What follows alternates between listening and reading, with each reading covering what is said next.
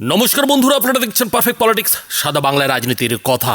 বন্ধুরা, ভোট ঘোষণার ঠিক আগে শেষ হাতুড়ির বাড়িটা নির্বাচন কমিশন কিন্তু মেরে দিল। এদিন অর্থাৎ মঙ্গলবার নির্বাচন কমিশনের তরফে যে নির্দেশিকাটা জারি করা হয়েছে, সেই নির্দেশিকাকে অনেকেই যেটা বলছেন যে আসলে ভোটের নির্ঘণ্ট ঘোষণা হওয়ার আগেই নির্বাচন কমিশন খেলা শুরু করে দিয়েছে। নির্বাচন কমিশন যে নির্দেশিকাটা আজকে দিয়েছে তাতে বিশেষ করে এই রাজ্যে তৃণমূল সরকার কিংবা মুখ্যমন্ত্রী মমতা বন্দ্যোপাধ্যায়ের যে সমস্ত খেলা, এতদিন পর্যন্ত তিনি ২৬-এর বিধানসভা ভোটের জন্য যে ঘরটা গুছিয়ে রেখেছিলেন, সেই গোছানো ঘরই কিন্তু এবার এলোমেলো হয়ে যাবে। কি করে এলোমেলো হয়ে যাবে? তো বন্ধুরা, খবর যেটা হচ্ছে যে নির্বাচন কমিশন এদিন ভোটমুখী ৫ রাজ্যকে বিশেষ নোটিশ পাঠিয়েছে। আর সেই নোটিশে কি বলা হয়েছে? সেই নোটিশে যেটা বলা হয়েছে যে নির্বাচনের সঙ্গে যুক্ত কোনো আধিকারিক যদি গত ৪ বছরের মধ্যে গত ৩ বছর নিজের জেলায় কর্মরত থাকেন, তবে তাকে বদলি করতে হবে। এবং এখানেই শেষ নয়, সেই সঙ্গে নির্বাচন কমিশন নোটিশে এটাও বলে দিয়েছে যে যদি এই সময়ের মধ্যে কোনো আধিকারিকের পদোন্নতিও হয়, তবে সেটাও ধরা হবে সময়কালের হিসেবে। বন্ধুরা, আপনারা জানেন যে সামনেই পশ্চিমবঙ্গ ছাড়া অসম, তামিলনাড়ু, কেরল এবং পুদুচেরিতে বিধানসভা নির্বাচন রয়েছে। আর সেই নির্বাচনের দিন ঘোষণার আগেই এই ৫ রাজ্যকে কিন্তু নির্বাচন কমিশনের তরফে এই নোটিশটা পাঠানো হয়েছে। রাজ্যগুলির যে মুখ্য সচিব, সেই মুখ্য সচিবদের কাছে এই নোটিশ পাঠিয়ে দেওয়া হয়েছে। সেই সঙ্গে রাজ্য নির্বাচন কমিশনারকেও এই চিঠি ধরানো হয়েছে কিংবা এই নোটিশ কিন্তু ধরানো হয়েছে। আর সেই নোটিশে কিন্তু স্পষ্ট জানিয়ে দেওয়া হয়েছে যে যেসব সরকারি আধিকারিকের বিরুদ্ধে আগে নির্বাচন কমিশন কোনো শাস্তিমূলক ব্যবস্থা নেওয়ার কথা বলেছে কিংবা বলেছিল কিংবা শাস্তি দেওয়া হয়েছে, অথবা যাদের বিরুদ্ধে আগে কোনো নির্বাচন বা নির্বাচন সংক্রান্ত কাজে গাফিলতির অভিযোগ উঠেছে, তাদের কাউকেই আর এই নির্বাচনের কাজে লাগানো যাবে না। অর্থাৎ আগামী নির্বাচনের কাজে কিন্তু লাগানো যাবে না। সেই সঙ্গে নির্বাচন কমিশনের তরফে এই আধিকারিকদের মুচলেখা জমা দেওয়ারও নির্দেশ দেওয়া হয়েছে। কি সেই মুচলেখা? না, মুচলেখাতে এইসব আধিকারিকদের স্পষ্ট করতে হবে যে তার কোনো নিকটাত্মীয় এবারের ভোটে প্রার্থী হচ্ছে না। এছাড়াও সেই মুচলেখাতেই জানাতে হবে যে তাদের বিরুদ্ধে কোনো ফৌজদারি মামলাও নেই। আর সেটা যদি থাকে তাহলে কিন্তু তাদের নির্বাচনী দায়িত্ব থেকে সরানো হবে।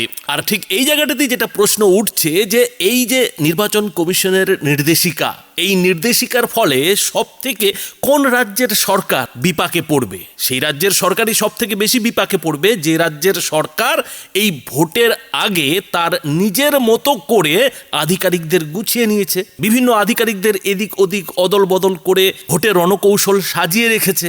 আর সেই কাজটাই তো এ রাজ্যের তৃণমূল নেত্রী মমতা বন্দ্যোপাধ্যায়কে গত কয়েক মাসে করতে দেখা গেছে। তিনি কিন্তু লাগাতার এই গত কয়েক মাসে বেশ চুপি চুপি ঘুঁটি সাজিয়ে চলেছেন যে কোন জেলার দায়িত্বে, কোন থানার দায়িত্বে কাকে তিনি এই ২৬-এর বিধানসভা ভোটে দায়িত্বে রাখবেন।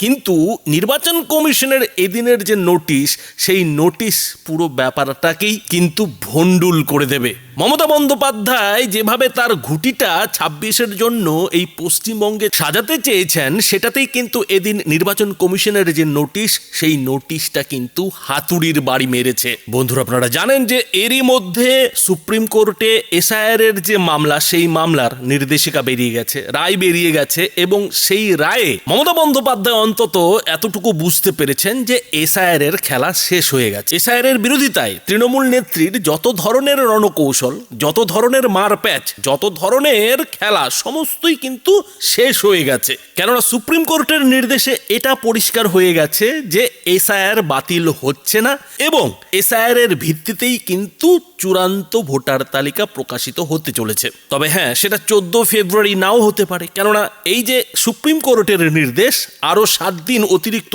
স্ক্রুটিনির জন্য ইলেকশন কমিশনকে নির্দেশ জারি করা, তার ভিত্তিতেই যেটা ইলেকশন কমিশন সূত্রে খবর খবর যে 14 ফেব্রুয়ারির বদলে 7 দিন দেরিতে সেই চূড়ান্ত ভোটার তালিকা প্রকাশ করা হতে পারে যে তার থেকে আরো 2-4 দিন বেশি লাগতে পারে। কিন্তু মোদ্দা যেটা কথা হচ্ছে যে এসআইআর এর ফলে যে নতুন ভোটার তালিকা সেটা কিন্তু এই নির্বাচনের আগে নির্বাচন কমিশন প্রকাশ করছে। আর মমতা বন্দ্যোপাধ্যায়ের জন্য সুপ্রিম কোর্টের যে নির্দেশ, সেই নির্দেশটা আরো চিন্তার কারণ এই কারণে যে সুপ্রিম কোর্ট কিন্তু পরিষ্কার বলে দিয়েছে যে এসআইআর এ বাধা দেওয়া চলবে না। এসআইআর এর কাজ কেউ যদি বন্ধ করার চেষ্টা করে থাকে সেটা কিন্তু মেনে নেওয়া চলবে না। অর্থাৎ মমতা বন্দ্যোপাধ্যায় যদি এসআইআর নিয়ে ফের যদি নতুন কোনো মামলা সুপ্রিম কোর্টে করতে চান, সেই রাস্তাটা কিন্তু এক প্রকার সুপ্রিম কোর্ট গতকাল বন্ধ করে দিয়েছে। আর তারপরেই কিন্তু নির্বাচন কমিশনকে রীতিমতো বৈঠকে বসতে দেখা গেছে। সমস্ত রাজ্যের সিইওদের নিয়ে কিন্তু আজকে নির্বাচন কমিশন বৈঠক করেছে যে এবার নির্বাচন কমিশনের সামনে কোন কাজ বাকি রয়েছে। আর সেই বৈঠকের পরেই কিন্তু এই যে রাজ্যগুলিকে নির্দেশিকা, সেই নির্দেশিকা কিন্তু পাঠিয়ে দেওয়া হয়েছে। অর্থাৎ সুপ্রিম কোর্টের নির্দেশের পর ইলেকশন কমিশন কিন্তু পুরোপুরিভাবে খোলা হাতে ব্যাটিং শুরু করে দিয়েছে। এখন প্রশ্ন হচ্ছে যে তাহলে মমতা বন্দ্যোপাধ্যায়ের হাতে কি রয়েছে? মমতা বন্দ্যোপাধ্যায় এবার কোন রণকৌশলটা নিতে চলেছে? তো বন্ধুরা, রণকৌশলটা মমতা বন্দ্যোপাধ্যায় এদিন নিয়ে ফেলেছেন। তিনি কিন্তু এদিন নবান্নে তড়িঘড়ি করে সাংবাদিক বৈঠক ডেকে এটা ঘোষণা করেছেন যে এই এপ্রিল মাস থেকেই কিন্তু তিনি যুবসাথীর 1500 টাকা দেওয়া শুরু করে দেবেন। তিনি বাজেট ভাষণের সময় জানিয়েছিলেন যে সেটা তিনি আগস্ট মাস থেকে চালু করবেন, কিন্তু তার একটা ভুল হয়ে গেছে। মানে এটাই যে মমতা বন্দ্যোপাধ্যায়ের মাথায় এই বুদ্ধিটা চলে এসছে যে যদি আগস্ট মাস থেকে এই টাকাটা দেওয়া হয় তাহলে তো তার সরকার নাও থাকতে পারে। আর আগস্ট মাস থেকে টাকা দেওয়া হবে সেই কথাতে কজন বেকার বিশ্বাস করবে? ফলে মমতা বন্দ্যোপাধ্যায় লক্ষ্মীর ভাণ্ডারের মতো করেই একেবারে হাতে নাতে টাকাটা ভোটের আগে বাংলার বেকার যুবকদের ধরাতে চাইছেন, যাতে 26-এর বিধানসভা ভোটের আগে তৃণমূল এই বেকার যুবকদেরও মনটা পেতে পারে নাকি ভোটটা পেতে পারে। তো সেই যাই হোক না কেন, ভোটটা পেতেই হোক কিংবা মন পেতে, মমতা বন্দ্যোপাধ্যায় কিন্তু 1500 টাকা করে এই এপ্রিল মাস থেকেই দেওয়া শুরু করার কথা ঘোষণা করে দিলেন। এখন প্রশ্ন যেটা হচ্ছে যে মমতা বন্দ্যোপাধ্যায় কি এটা করতে পারেন? কেননা বিরোধী দলনেতা শুভেন্দু অধিকারী কিন্তু দুটো কথা বলেছেন। প্রথম কথা যে মমতা বন্দ্যোপাধ্যায় আসলে যুবশ্রীকেই যুবসাথী বলে চালানোর চেষ্টা করছেন।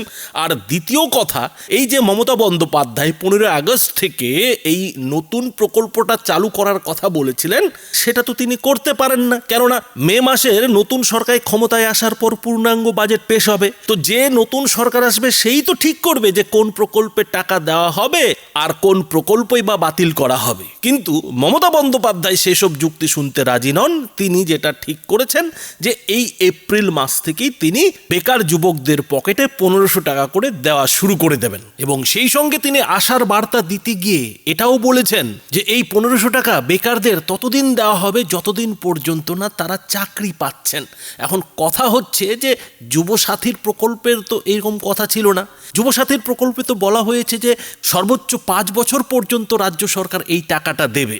কিন্তু মমতা বন্দ্যোপাধ্যায় এদিন এটা ঘোষণা করে দিয়েছেন যে যতদিন না চাকরি পাচ্ছে ততদিন এই ভাতা দেওয়া হবে। তার মানেটা কি? তার মানে হচ্ছে যে মমতা বন্দ্যোপাধ্যায় ভেতরে ভেতরে কিন্তু বেকার যুবকদের এই বার্তাটা দিয়ে দিলেন যে যতদিন তৃণমূল সরকার ক্ষমতায় থাকবে ততদিন কিন্তু বেকারদের পকেটে এই ভাতার টাকা যাবে। অর্থাৎ ভাতাজীবী বেকাররা যাতে নিরাশ না হয়ে যায় যে 5 বছর পরে যদি টাকা না পাওয়া যায়, তো সেই নিরাশাটাকে কাটাতে তিনি গোপনে এটা বার্তা দিতে চাইছেন যে তৃণমূল সরকারকে রাখো আর 5 বছর পরেও ভাতার টাকা পাও, যেমনটা কিনা লক্ষ্মীর ভাণ্ডারের ক্ষেত্রে হচ্ছে। তবে তার জন্য তিনি কিছু শর্তও দিয়েছেন।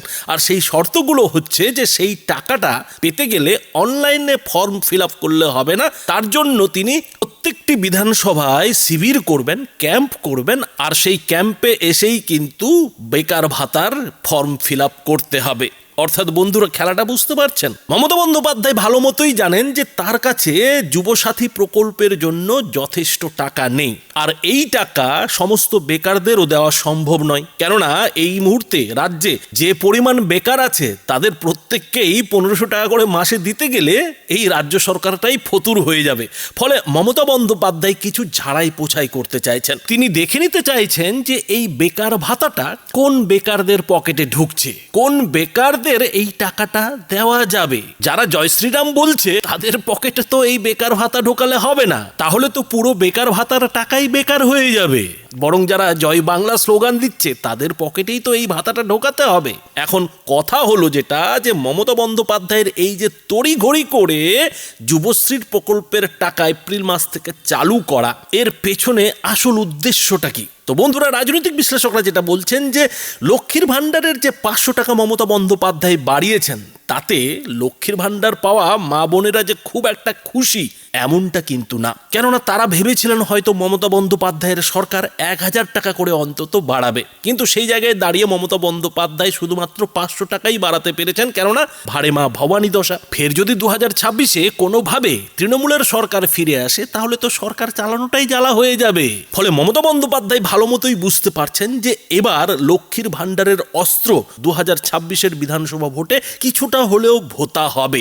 আর লক্ষ্মীর ভাণ্ডার যে এরই মধ্যে বেশ খানিকটা ভোতা হয়ে গেছে সেটা তো নজরেই পড়ছে। এই অবস্থায় দাঁড়িয়ে লক্ষ্মীর ভাণ্ডারের জায়গায় অন্যভাবে যাতে সরাসরি টাকার ব্যবস্থা করে বাড়তি ভোট আদায় করা যায়, সেই জন্যই কিন্তু মমতা বন্দ্যোপাধ্যায় এপ্রিল মাস থেকেই তাড়াহুড়ো করে এই যুবসাথীর টাকা দেওয়া শুরু করতে চাইছে। মমতা বন্দ্যোপাধ্যায় চাইলে হয়তো মার্চ মাস থেকেই ওই টাকাটা বেকার যুবকদের ভাতা হিসেবে দিতে পারতেন, কিন্তু এখানে খেলাটা দেখুন যে মমতা বন্দ্যোপাধ্যায় এই কারণেই এপ্রিল মাসকে বেছে নিচ্ছেন, যাতে এপ্রিলের টাকাটা ঢোকার পর মে মাসে ভোটটা ঠিকঠাক জায়গায় পড়ে। ফলে মমতা বন্দ্যোপাধ্যায় কিন্তু বুঝতে পেরেছেন যে তার এসআইআর নিয়ে যত খেলা, যত অস্ত্র, সমস্তই কিন্তু ভোতা হয়ে গেছে, সমস্ত খেলাই কিন্তু ধরা পড়ে গেছে। এই অবস্থায় দাঁড়িয়ে মমতা বন্দ্যোপাধ্যায় কিন্তু এখন ভাতার খেলাতেই তার শেষ বাজিটা ধরতে চাইছেন, ভাতা দিয়েই কিন্তু তার ভোটটা জোগাড় করতে চাইছেন বলে কিন্তু দাবি করছেন রাজনৈতিক বিশ্লেষকরা। আর সেটা করতে গিয়ে এদিন নবান্নে মমতা বন্দ্যোপাধ্যায় ঠিক কি বললেন বন্ধুরা ছোট্ট করে দেখুন। রিসেন্টলি বাজেট হয়ে গেছে, আপনারা সবটাই জানতে পেরেছেন। বাট বাজেটের সময় আমরা 3-4টে প্রোগ্রাম অ্যানাউন্স করেছিলাম, কিন্তু কবে থেকে তারা পাবে সেটার মধ্যে একটু মানুষকে জানিয়ে দেওয়া আপনাদের মাধ্যমে, সেটার জন্যই আজকে এটা করা। বিশেষ করে যুবসাথী যে প্রোগ্রামটা আছে, যে স্কিমটা নতুন করে লঞ্চ করা হয়েছে মাধ্যমিক পাশেদের জন্য, মাধ্যমিক পাস যারা করবে 21 থেকে 40 বছর, তাদের যেমন পরিষ্কার বলা হচ্ছে যে তারা যে কোনো স্কলারশিপে পেতে পারে, সে ঐক্যশ্রী হোক, মেধাশ্রী হোক, স্মার্ট কার্ড হোক, বা শিক্ষাশ্রী হোক, বা Swami Vivekananda merit cum scholarship হোক, যতগুলো আছে সেগুলোর সাথে কোনো এফেক্ট করবে না এটা। কিন্তু অন্য কোনো স্কিমে যদি তারা টাকা না পায় তাহলে তারা 1500 টাকা করে আগামী 5 বছর পাবে। তারপরে আবার রিভিউ হবে যতদিন তারা চাকরি না পাচ্ছে। সেইটা আমরা বলেছিলাম 15ই আগস্ট থেকে করব, কিন্তু যেহেতু 1 এপ্রিল থেকে ফাইন্যান্সিয়াল ইয়ার শুরু হয়, কাজেই এটা আমরা 1 এপ্রিল থেকে দেব বলেই ঠিক করেছি। কিন্তু তার আগে আমাকে তো অ্যাপ্লিকেশান জমা নিতে হবে। সেই জন্য আমরা যেটা প্ল্যান করেছি, সমস্ত ডিপার্টমেন্টের সেক্রেটারি আছে, চিফ সেক্রেটারি মনোজ পন্ত, অমিত মিত্র সহ, ফাইন্যান্স সেক্রেটারি সহ সবাই আছে, যেটা আমরা প্ল্যান করেছি যে আমরা কাগজে অ্যাডভার্টাইজমেন্ট করব এবং আমরা প্রত্যেকটা অ্যাসেম্বলি বয়েসে, যেহেতু এখন এসআইআর নিয়ে সবাই ব্যস্ত, সেই টিমকে তো তোলা যাবে না, কাজেই অ্যাসেম্বলি ওয়াইজে 294টা কেন্দ্রে আমরা 294টা ক্যাম্প তৈরি করব। সেই ক্যাম্পে ওই দুয়ারে সরকারের মতোই, সেই ক্যাম্পে বিশেষ করে একই ক্যাম্পে 3টে ডিপার্টমেন্ট থাকবে। একটা হচ্ছে ইউথ অ্যান্ড স্পোর্টস যুবসাথীদের জন্য, 2 হচ্ছে আমাদের এগ্রিকালচারের বিশেষ করে ক্ষেত মজদুর যারা আছেন মানে ভূমিহীন, আমরা কৃষক বন্ধুদের 2 লাখ টাকা করে দিই মরে গেলে, এবং এমনি ক্রপ ইন্স্যুরেন্স দিই আমরা বছরে 10,000 টাকা করে দিই যার 1 একরেরও বেশি জমি আছে, এবং যাদের 1 কাঠাও জমি আছে তারা 4,000 টাকা করে অলরেডি পায়। এবং বিশেষ করে 2টো স্কিম নেওয়া হয়েছে, যেটা হচ্ছে ক্ষেত মজদুরদের, ওই ক্যাম্পেসের নামটা লেখাতে হবে, ক্ষেত মজদুর মানে ভূমিহীন, যারা ভূমিহীন চাষি অথচ ভূমিতে চাষ করে, তাদের বছরে 2বার 2,000 টাকা করে দেওয়া হবে, যেটা এখানে 1 কাঠা জমিও যারা আছে তাকেও 4,000 টাকা দেওয়া হয় 2বারে, খরিফ মরশুম আর রবি মরশুমে। তাছাড়াও মাইনর যারা 1,500 টাকার মধ্যে বা ম্যাক্সিমাম 2,000 টাকা পর্যন্ত পে করে for irrigation water or shallow tubewell, যেটা ওরা পাওয়ার ডিপার্টমেন্টকে দিত, সেটাও ওদের ফ্রি করে দেওয়া হচ্ছে, সেইটাকে আমরা উইথড্র করছি। প্রাইভেটে যারা করে আমরা তো তার সম্বন্ধে বলছি না, কারণ তারা তাদের মতো স্বাধীন বিজনেস করছে।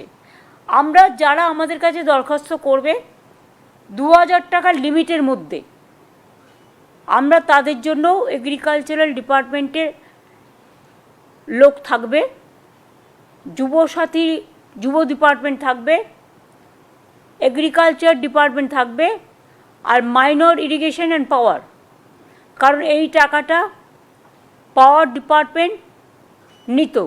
সুতরাং পাওয়ার ডিপার্টমেন্টের যে জল তুলতে যে খরচাটা হতো, স্যালো পাম্প বা নানা রকম ব্যাপার আছে, সেই টাকাটা পাওয়ার ডিপার্টমেন্ট নেবে না।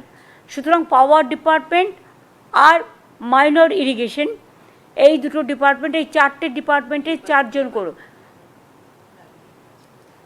জন করে থাকবেন, এবং 4 জন করে প্রত্যেকটা অ্যাসেম্বলি কনস্টিটিউয়েন্সিতে একটা দুয়ারে সরকার এই 4টে ডিপার্টমেন্টের জন্য একটা অ্যাসেম্বলিতে একটাই ক্যাম্প হবে। 15 থেকে 26, 15 তারিখ সকাল 10টা থেকে বিকেল 5টা অবধি, এবং 15 থেকে 26 ছুটির দিনগুলো বাদ দিয়ে সকাল 10টা থেকে 5টা অবধি এই ক্যাম্প চলবে। এটা আমরা কাগজেও অ্যাড করব, এবং যারা জমা দেবেন তাদেরটা সঙ্গে সঙ্গে তারা রিসিপ্ট পাবেন, এবং ডিজিটাইজও করা হবে। এবং এটার সম্বন্ধে ডিটেলস যেটা আপনাদের বললাম এই কারণে যে আপনাদের মাধ্যমে মানুষ জানতে পারবেন, এবং সাথে সাথে আমরা কাগজে অ্যাডও করব যাতে বাদবাকিটা লোকে জানতে পারে।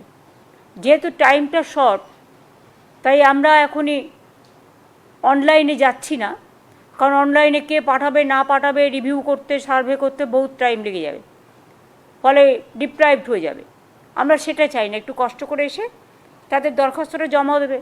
আর আমাদের কাছে তো ডকুমেন্ট আছে, আমাদের কাছে এডুকেশন স্কলারশিপের সব লিস্ট আছে, লক্ষ্মীর ভাণ্ডারের লিস্ট আছে, কৃষক বন্ধুর লিস্ট আছে। যারা অলরেডি পায় একমাত্র স্কলারশিপ ছাড়া, তারা তো অলরেডি পাচ্ছে, তাদেরটা নয়, এটা হচ্ছে এই 3টে সেকশন বিশেষ করে এদের জন্য। এইটাই আমাদের বলার ছিল।